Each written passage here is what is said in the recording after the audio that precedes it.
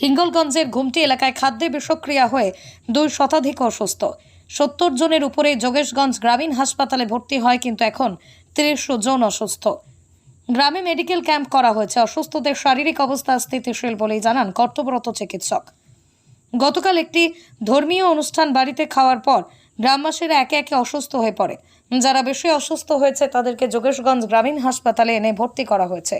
সেখানেই তাদের চিকিৎসা শুরু হয়।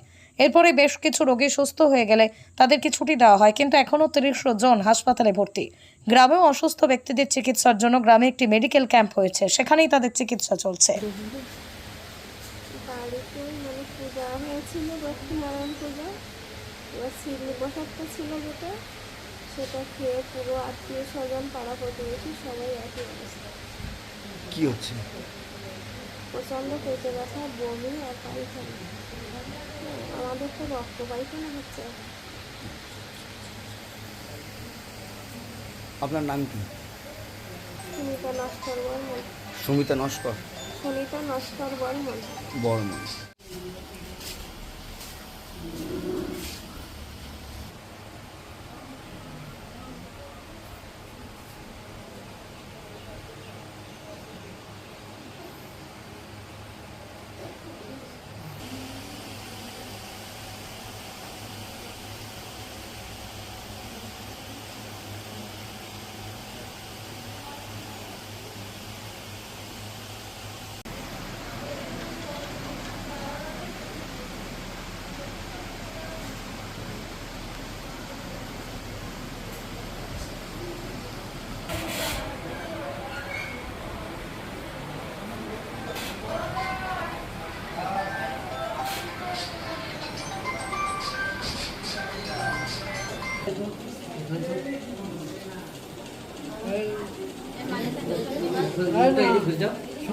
শোনা